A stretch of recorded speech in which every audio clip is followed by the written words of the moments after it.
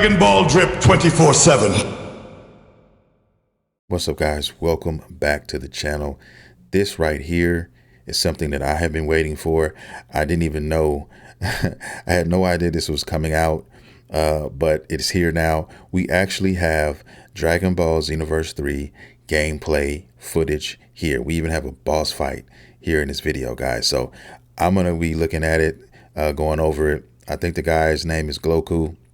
I can't pronounce it. I'm butchering his name, but he's definitely he's a YouTuber who is in the anime space and gaming and all that. He's definitely awesome. But we're going to take a look at his stuff, and I can't wait to look at this gameplay. And man, let's get it, guys. Let's get to it. This year at Summer Games Fest, I got to see Dragon Ball Xenoverse 3 gameplay for the very first time. I didn't get to play it, unfortunately, but it was played right in front of me. It wasn't a video, it was live gameplay, and it was a demo very similar to this one we're watching right now. I'm going to let it run uncut, and I'll let you know everything that was told to me during this presentation, everything that I was able to learn, as well as break down the gameplay that we're about to see. We're going to start right here in this room. We're going to take a look at the lobby outside of this room. I got to see the city outside of the lobby too, but unfortunately we don't have that footage. But then we're going to jump into a mission where you'll see some of the basics of combat, and we're even going to fight against a boss fight. The mission itself feels like a little bit like a parallel quest in Xenoverse 2, though in this case in Xenoverse 3, I don't know if that's actually the case, if it's a parallel quest, if it's a side mission. It looks to be a main mission, as Gamma 1 is actually calling us to talk about this request that he has. And so we'll head there and we'll have a big mission and a boss fight at the end. But we'll start right here in this room because it's kind of messy right now. It is the same as we saw in the revealed trailer, so that seems to indicate that this is kind of early game, but I was told that you can actually customize this room fully.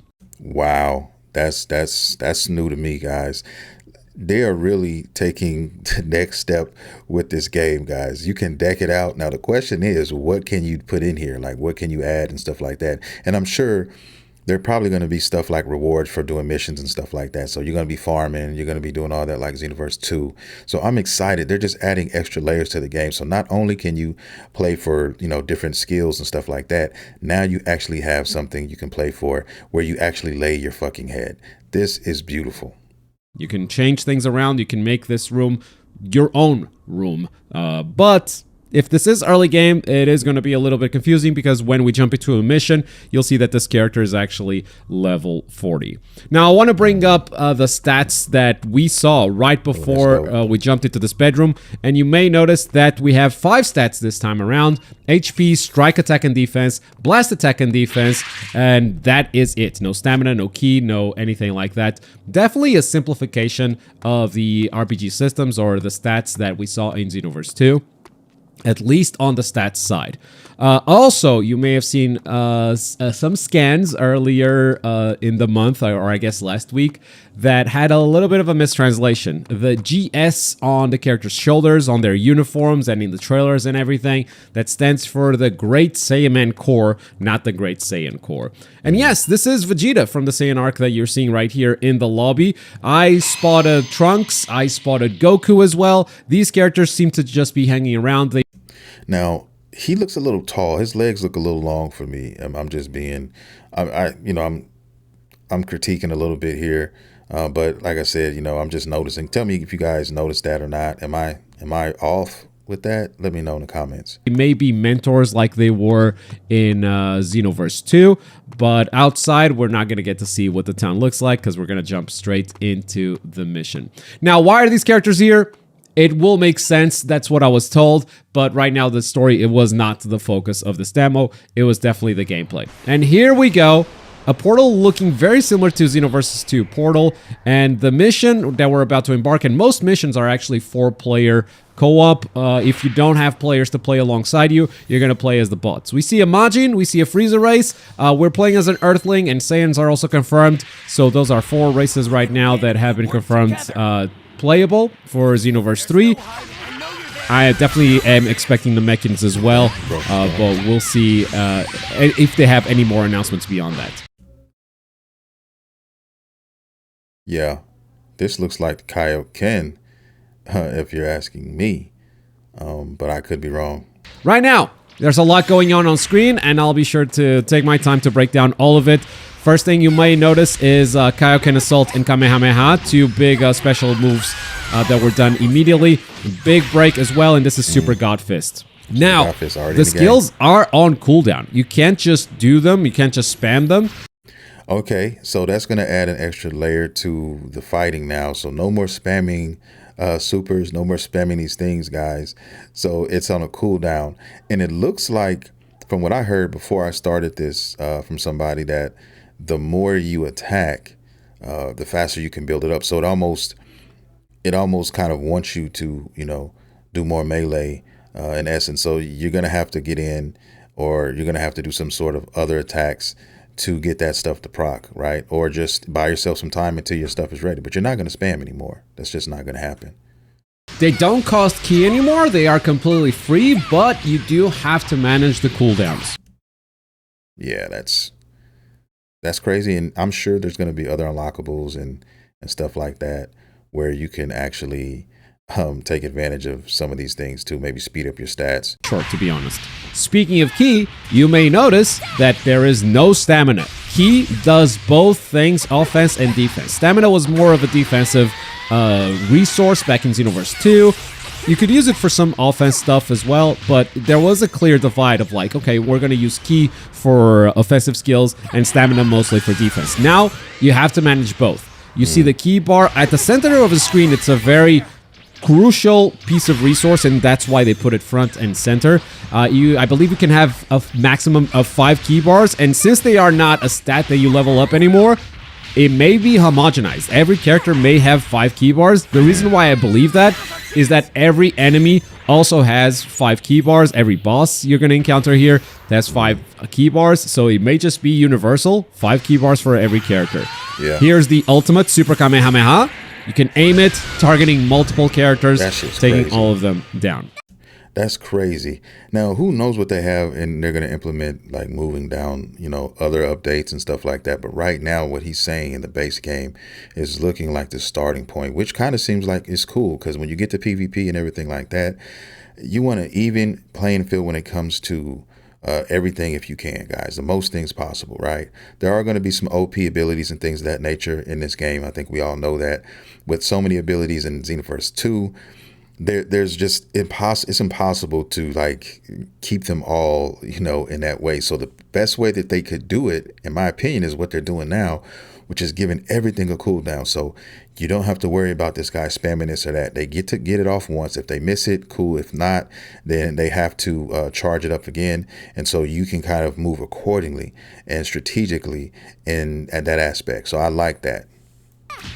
Now, on the left side of the screen, you see the L2 button. That's how you do your ultimate, L2 plus triangle. The other two mechanics are brand new, but you will notice that there is no escape ability anymore. So that is a slot that they are seemingly getting rid of. Really? Not to say that there aren't defensive mechanics. There's a new mechanic right there. Soul Assist, where you summon the help of one of the Z Warriors of the past. I believe villains will also be available. I mean, it is Xenoverse, but that has not been confirmed at this point. And yeah, you have 2 stocks of that. It does not spend any Ki. You just have it on a cooldown pretty much. The other mechanic, the other new mechanic, is called Soul Switch.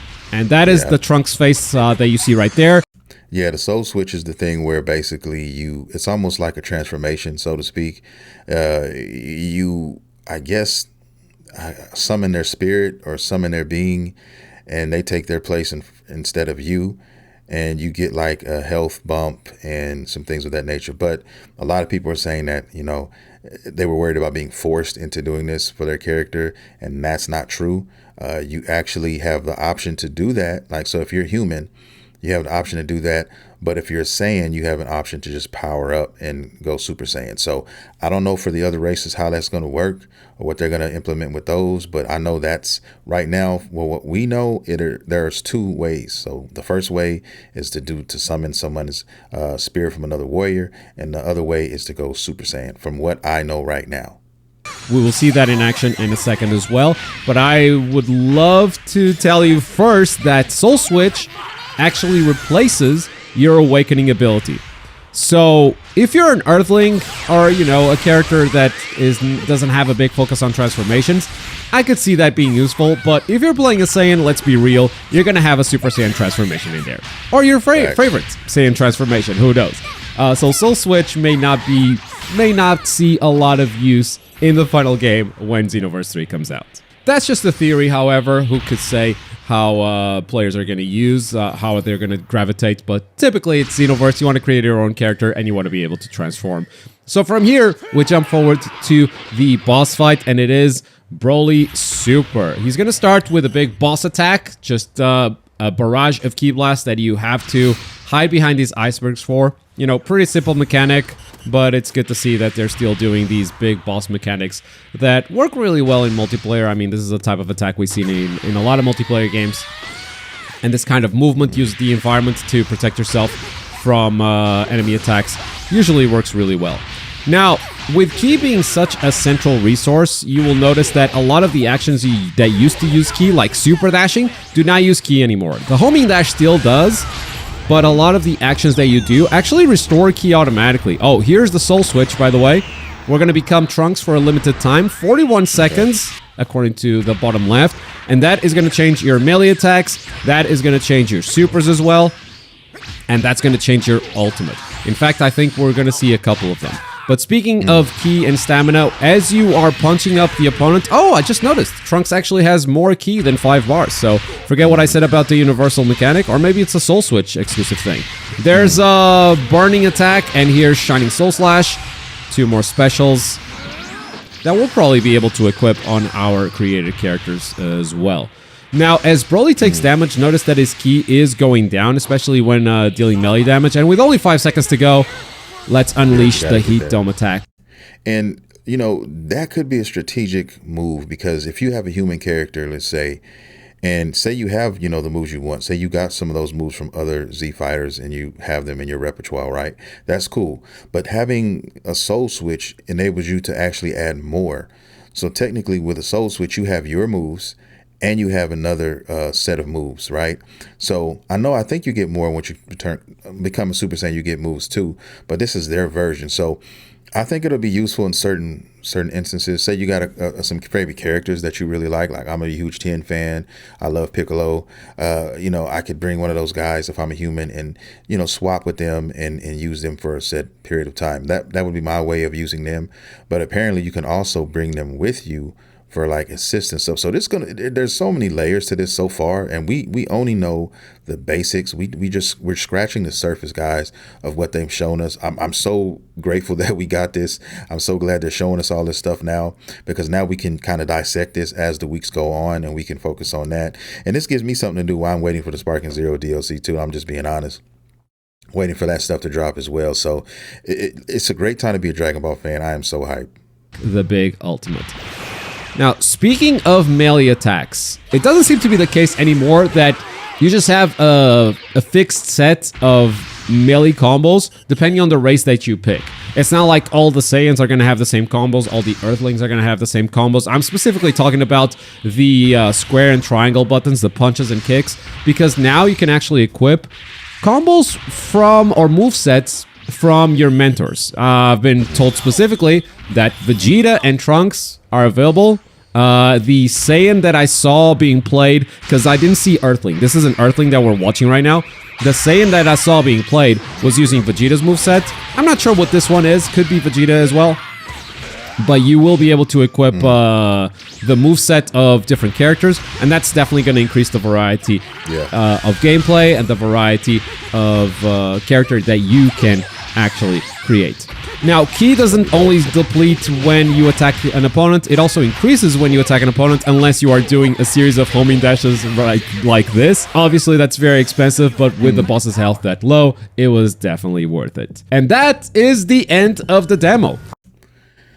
Man, I am so hyped, guys. I don't think you guys understand, but I think you might. If you're a Dragon Ball fan and you know about Xenoverse and all of that, and I think you are, because Xenoverse is one of those universal games that everybody can get into. I have friends of mine who they're not that big of Dragon Ball fans, but when it comes to like Xenoverse, they're down. Okay, they'll buy the games, they'll play them, they'll interact, they'll do all those things, right? It brings people together because it's not just about Dragon Ball for some people. It's just about a fun experience. If you can, have an online experience, have an offline experience, and you can enjoy yourself building up a character, creating something that you made, and take them out there, guys, and interact with other characters, I think that's a beautiful thing. You know what I mean? I think that's awesome. And I cannot wait to play this game. I absolutely cannot wait to get my hands on this. Hopefully we get it early 2027. Like I said, January or February. That's what I'm hoping. We didn't get a release date in the trailer. We didn't get a release date in this demo. So I guess they're holding it for us. Maybe they have more to show us. They still have a lot of months to go before 2026 is done. So maybe another event we get. But I have a feeling that we're going to get more trailers and we're going to get more hands-on type of stuff before the game comes out. But it's a good sign because we're getting a lot right now. And the game is still, at least, let's say the game comes out in January. We still have, 6 months. And they're showing us all this. The game, in my opinion, is damn near complete. I think they're just putting their finishing touches on it, working on the net code and stuff like that, getting that stuff ready. I think that's really what they're focused on now. So I'm excited. What about you guys? Leave your comments down below. And I want to thank everybody for watching. If you haven't subscribed to this channel and you're a Dragon Ball fan, what are you doing? You need to subscribe. I'm an OG Dragon Ball fan, okay? Been watching this since its inception. So definitely hit that like and subscribe button, guys.